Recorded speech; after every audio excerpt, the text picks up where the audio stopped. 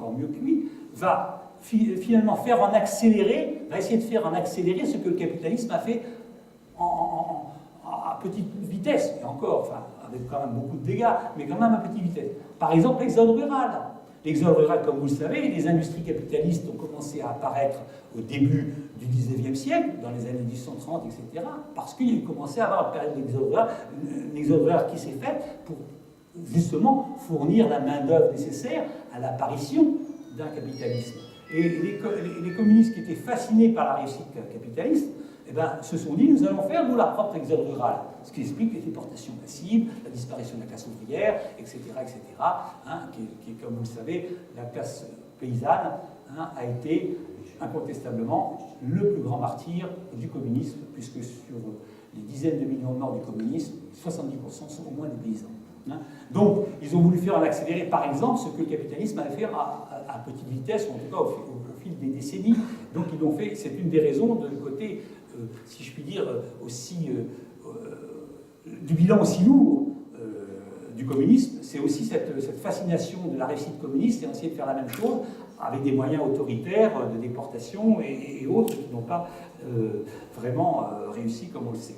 Mais, donc, le communisme repose sur une idée du XIXe siècle, de l'exploitation industrielle, de l'ère industrielle qui se monte, hein, qui va triompher véritablement au XXe siècle. Hein, et aujourd'hui, comme vous le savez, nous changeons de braquet, si je puis dire. Hein. La révolution industrielle n'est plus tout à fait la même. On ne parle plus d'ailleurs de révolution industrielle, on parle de révolution numérique, on parle d'ère numérique, on est rentré dans une ère numérique. C'est une banalité de le dire, mais vous savez, comme je l'ai dit tout à l'heure, les banalités, il faut toujours les répéter. Donc, nous sommes rentrés dans une ère numérique, et là, les paradigmes changent. Nous ne sommes plus du tout dans les mêmes cas de figure. Hein. Dans l'ère industrielle, vous aviez des rapports hiérarchiques verticaux. Dans l'ère numérique, vous avez des rapports de correspondance plutôt horizontaux. D'accord ? Le système communiste repose sur un ordre vertical. Hein, ça, c'est clair. Hein. Donc, si vous voulez, déjà, la verticalité s'applique déjà beaucoup moins aux réseaux sociaux, etc., enfin, à toute cette économie qui est à peine émergente. Hein. Je veux dire, la révolution, elle va durer, nous n'en verrons pas la fin, hein, ni vous ni moi. Elle va durer 30, 40 ans, peut avoir 50 ans, j'en sais rien. Elle va se mettre en place. Mais il est clair que nous sommes à l'aube, comme les gens qui étaient en 1830 étaient à l'aube d'une révolution industrielle qui a bouleversé le monde. Hein. Donc nous sommes à l'aube d'une révolution industrielle qui bouleverse le monde, dont, entre autres, les rapports hiérarchiques changent totalement, ce qui fait que le substrat, l'infrastructure, c'est pour ça que je disais que Marx n'avait pas dit tout l'élitisme, vous savez que l'infrastructure détermine la superstructure, hein, dans la vision marxiste des choses, et bien l'infrastructure industrielle, disparaissant avec la mise en place d'une nouvelle type d'économie, la superstructure, si vous voulez, c'est-à-dire le mode de construction communiste, de fait, ne trouve plus le substrat nécessaire et commence d'ailleurs, parce que de fait, l'idéologie a quand même beaucoup moins d'importance qu'elle a. En vérité, elle en a très très peu maintenant. Hein, les gens qui se réclament du communisme sont assez rares quand même hein, dans le monde occidental, soyons clairs. Donc, de fait, ça disparaît peu à peu, et évidemment, c'est pas encore tout à fait disparu, mais il est clair, à mon avis, que c'est une chose qui est en train de finir. Comme j'appelle ça la queue de la comète. Alors, ça peut durer encore quelques années. Vous savez, l'histoire, c'est un long processus. Hein. C'est ça le problème. Le vrai problème de l'histoire et des hommes, c'est que c'est pas la même échelle. Les hommes, ils sont mortels. Aujourd'hui, c'est 80 ans. L'échelle de l'histoire, c'est sur des siècles que ça se passe. Donc, on est toujours frustré, évidemment. L'homme est toujours frustré par rapport à son présent. Mais même si on est frustré, qu'on se dit que l'après-communisme ne vient pas assez vite, de fait, pour moi, c'est une histoire terminée. Et dans 50 ans, ça sera de l'histoire ancienne, si je puis dire. Bon. Mais il y a un autre facteur qui, à mon avis, explique la disparition du communisme en tant que, alors à ce moment-là, en tant que possibilité de technique de pouvoir. C'est justement la mondialisation. La mondialisation, c'est l'ouverture des frontières, c'est obligatoire. Et c'est ça la mondialisation, c'est qu'on circule, pas seulement les marchandises, mais aussi les hommes. Ça fait beaucoup de dégâts. Hein. On le voit particulièrement en Europe, hein, puisqu'il y a une espèce de refus de l'immigration, etc. Mais de fait, c'est ça la mondialisation. C'est que les circulations, les hommes, etc. Le monde est en train enfin, l'échelle de mesure n'est plus la nation, mais incontestablement, l'échelle de mesure devient le monde. Et encore une fois, ce n'est pas un processus qui se passe du jour au lendemain, c'est un long processus qui deviendra évident peut-être que dans un siècle et demi. Mais nous sommes au début de ce processus. En vérité, ça a véritablement commencé avec la chute du communisme, justement, parce que le rideau de fer était, comme son nom l'indique, une frontière quasiment infranchissable. Donc il y avait une partie du monde qui était exclue de ce qui se faisait ailleurs. Ce rideau de fer ayant sauté, la mondialisation qui était déjà en place, évidemment, du coup a envahi absolument l'ensemble de la planète, hein, et les Chinois ont réussi formidablement jusqu'à présent à s'en adapter, mais il est évident que le processus de mondialisation ne peut pas être, ne peut pas cohabiter, voilà, cherchez mon mot, excusez-moi, ne peut pas cohabiter avec un régime communiste. Ça ne peut pas cohabiter, parce que la mondialisation, c'est justement la circulation des hommes, des idées, de l'information, de tout ça, et qu'un pays totalitaire, c'est un verrouillage total de tout ça, ce qu'ont très bien réussi à faire les communistes. Le seul véritable pays totalitaire communiste qui existe encore au monde, c'est évidemment la Corée, hein, puisque la Corée reste encore à l'époque de totalitarisme de haute intensité dont je vous ai parlé tout à l'heure. Hein, mais la Corée, elle va disparaître, je veux dire, à terme, j'entends bien. Mais tous les autres aussi, le Vietnam, le Laos, tout ça, ça va. Et même la Chine ne sera plus communiste. Alors, ne me demandez pas comment, je n'en sais rien. Hein, je ne lis pas dans le mar de café. Mais il est évident que, compte tenu de l'évolution du monde, nous sommes dans une fin de partie du communisme qui a commencé, disons, avec la révolution industrielle et qui s'achève avec la fin de la révolution industrielle et justement l'ère numérique est en train de se mettre en place. Alors, est-ce que ça veut dire pour autant que l'idéal communiste va disparaître? Moi, je le pense oui. Je pense oui, tel qu'il a été prévu, tel qu'il a été conçu par les maîtres penseurs, c'est-à-dire Marx et Lénine. Maintenant, et c'est ça le vrai problème, maintenant il est clair que les inégalités sont loin d'avoir disparu, elles ne disparaîtront d'ailleurs jamais, puisqu'en vérité, l'égalité n'existe pas, soyons clairs, nous sommes tous différents, et je dirais même que c'est cette richesse-là, c'est cette différence qui fait la richesse des hommes, et ceux qui pensent qu'on est tous égaux, hein, excusez-moi, c'est pas vrai, hein, nous sommes tous différents, et c'est justement ça qui est formidable, c'est notre différence.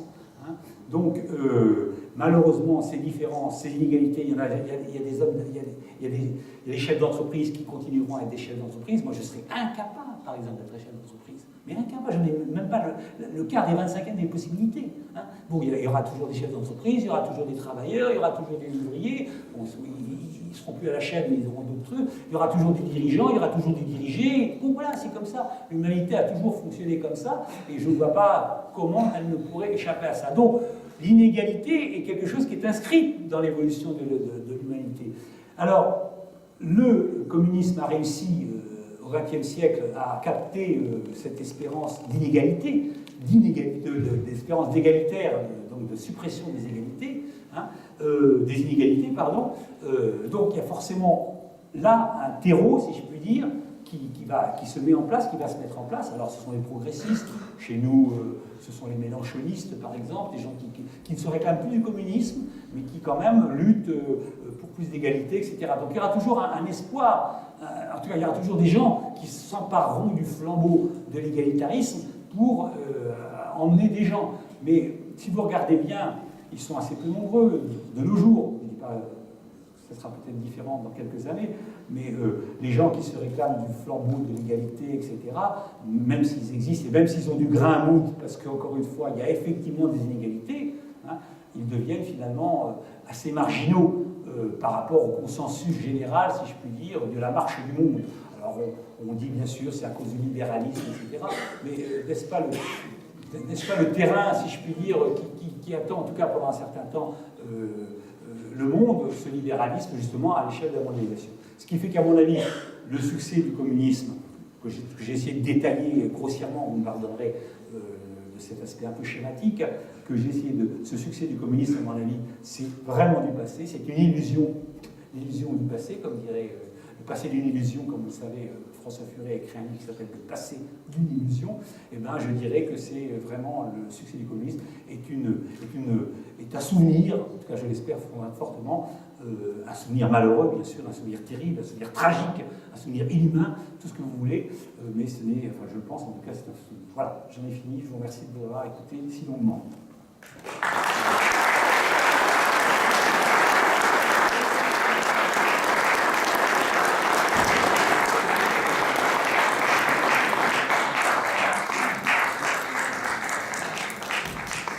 Je suis à votre disposition si vous avez des questions à poser, évidemment, et vous n'êtes pas forcé d'être d'accord avec moi. D'ailleurs, je signale une chose que je dis à chaque fois, j'ai écrit une histoire mondiale du communisme. Je n'ai pas écrit l'histoire mondiale du communisme. Je tiens beaucoup à cet article.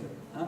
Donc c'est une vision qui est ma vision. Je ne suis pas la seule à la partager, je n'ai pas l'impression d'être un prophète et un messie de l'humanité, loin de là, parce que mon travail repose sur un gigantesque appareil de critiques, de gens, de livres, etc. Donc je n'inscris mes pas dans une tradition, si je puis dire, hein, mais soyons clairs, je n'ai pas la prétention de détenir la vérité, d'ailleurs je ne sais pas ce que c'est que la vérité historique. Je voudrais vous remercier. Merci merci d'être venu. Merci pour cette conférence, merci pour tous vos livres qui sont pour nous, je crois, plus importants que pour vos lecteurs français, parce que pour nous, sont vraiment un point d'appui dans cet univers encore tellement confus, plus confus ici. Très marqué par ça. Oui, merci pour tout. Et pour la conférence de l'université, pour la conférence de l'université de H. Je sais combien il est compliqué de faire ce voyage. C'est vraiment une preuve d'amitié. Et je vous remercie, cher ami, d'être ici pour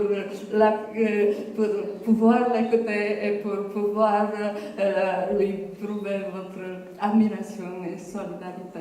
Merci.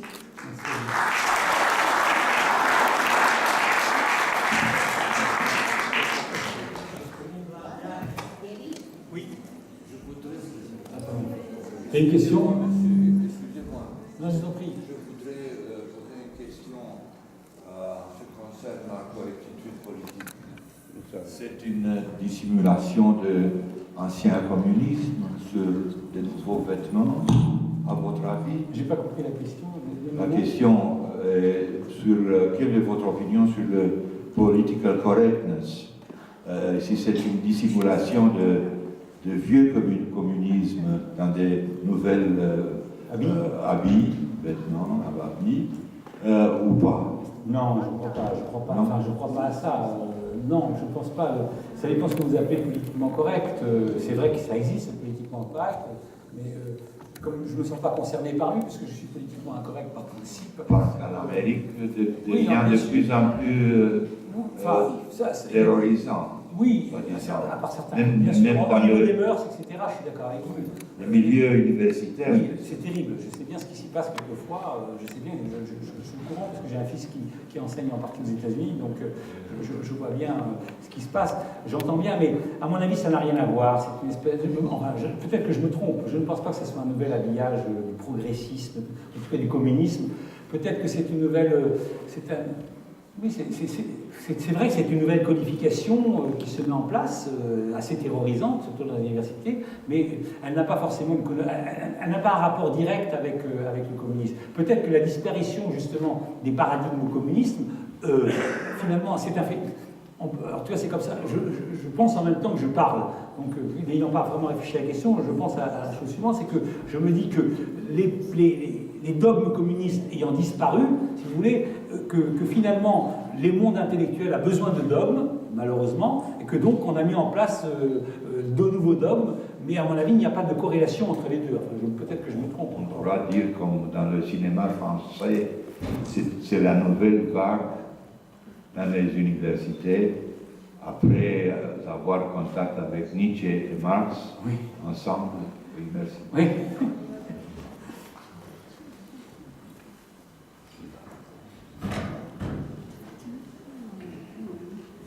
Monsieur Volton, Oui. je suis ici. Je suis ici. Ah, bonjour.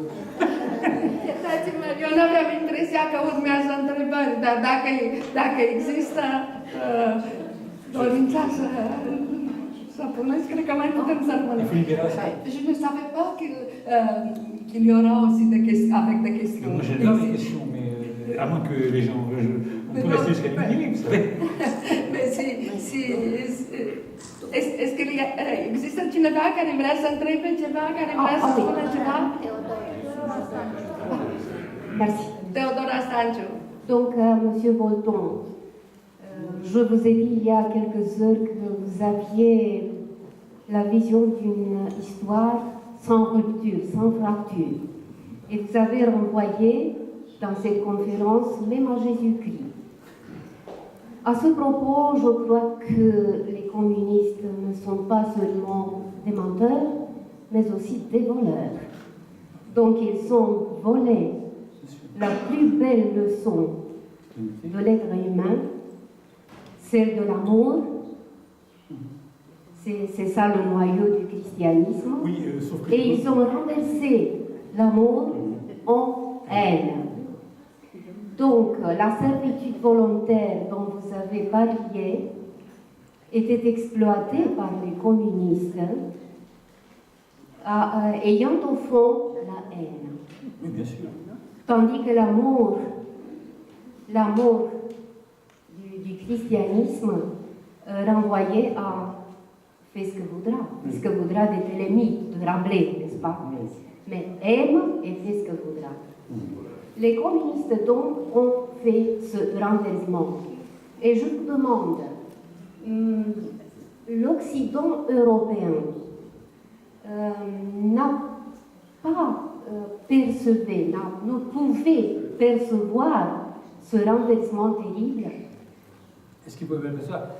Si, mais vous savez, encore une fois, d'abord, le communisme arrive à un moment où l'Église catholique est déjà un peu en crise, si vous voulez, hein, elle a perdu de sa splendeur. N'oublions pas que l'Église, n'oublions pas que la royauté était, le roi était le représentant de Dieu sur terre. C'était bon, avec l'apparition de la République, avec l'apparition de l'État-nation, déjà, si vous voulez, avec l'apparition de la séparation de l'Église et de l'État, dont la France a été le modèle en 1905, déjà, si vous voulez, l'Église a perdu de son importance, de son emprise, disons, sur les esprits. Hein. Et évidemment, le communisme a évidemment profité de ça. Mais qu'il soit clair que je ne mets pas le christianisme et le communisme sur le même plan. Hein, c'est évident. Ce que je voulais dire, c'est qu'ils ont réussi à capter justement cette déperdition de l'espérance due à la déperdition du pouvoir qu'a eu l'Église, en partie, hein, finalement, ils ont réussi à la ramener à eux, et évidemment, à la capter, et ça a beaucoup aidé, à mon avis, à son succès. Voilà ce que j'ai voulu dire.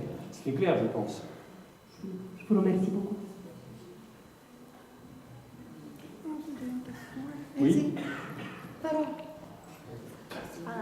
Un micro.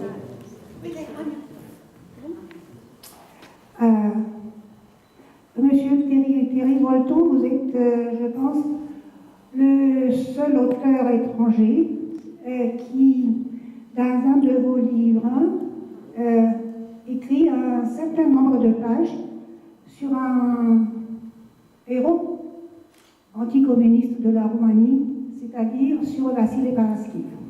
Sur Vassile Paraskiv. Il y a dans un de vos livres une quarantaine de pages sur cet homme. Je me suis rappelé de lui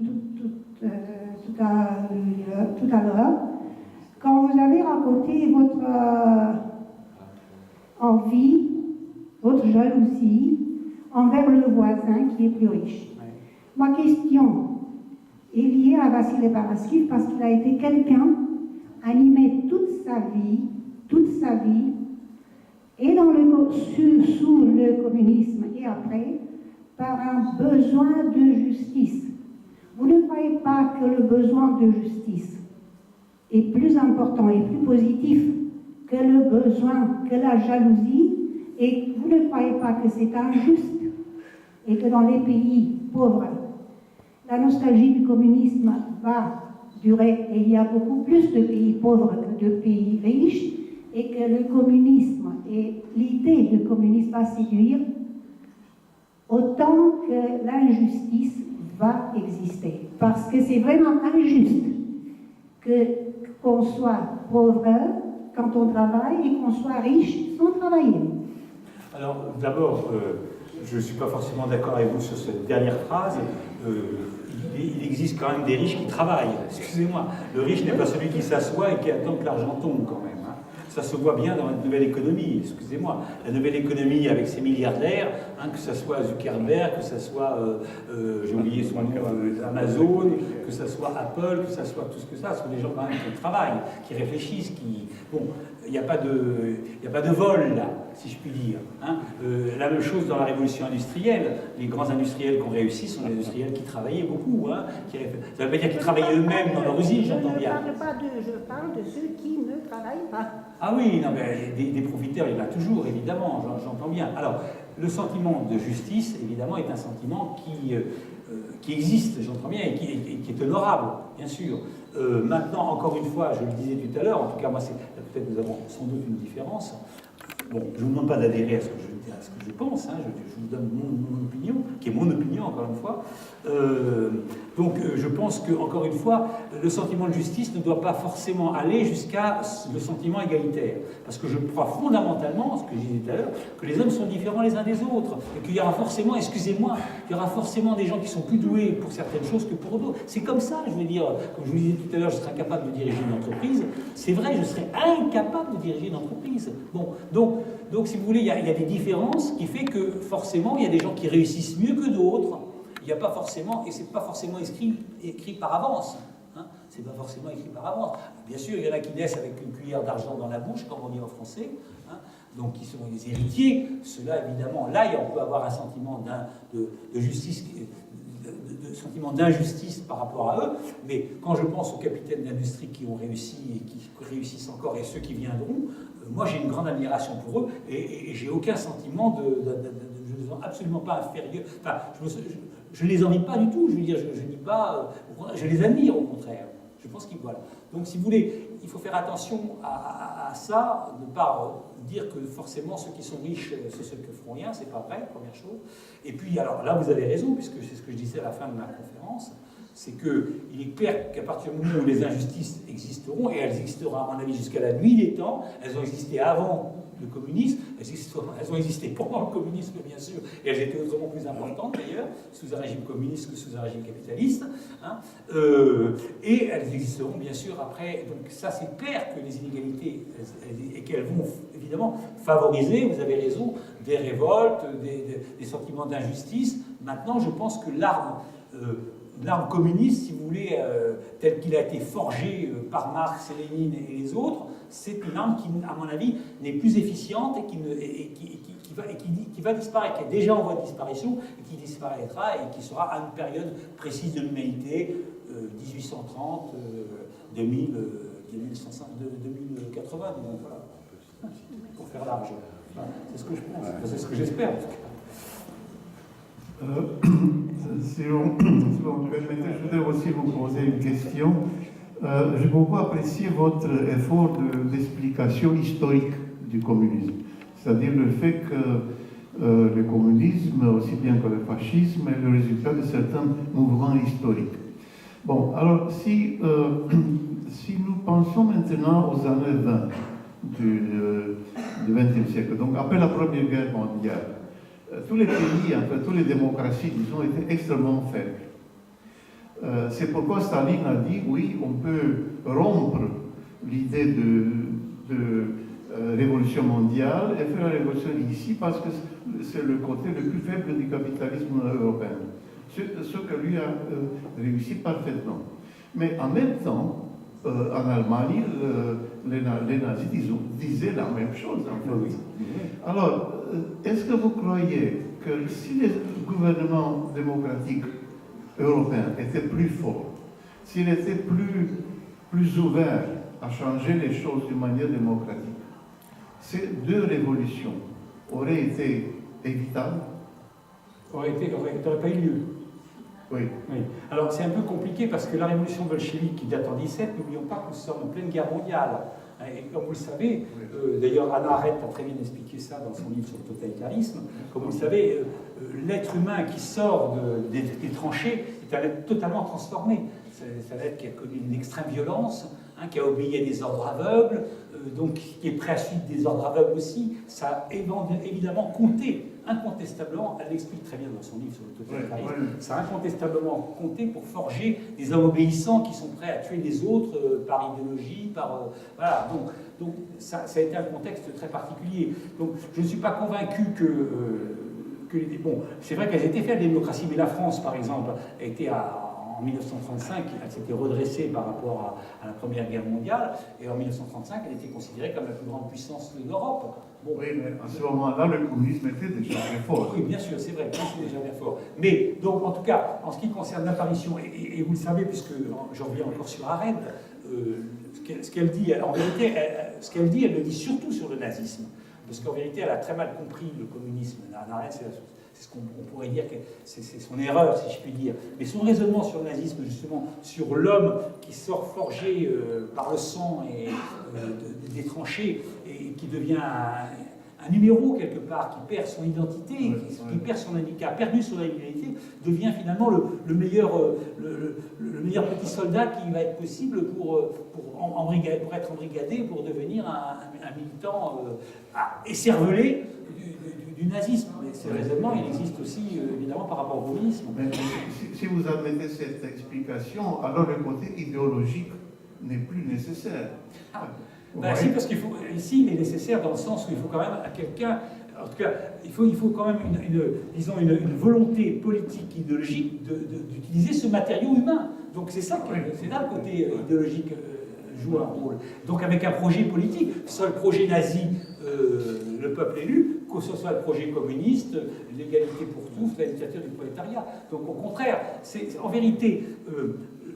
ce qui prime dans le communisme, enfin, ce qui prime dans le totalitarisme d'une façon générale, et on le voit aujourd'hui avec l'islamisme, c'est l'idéologie.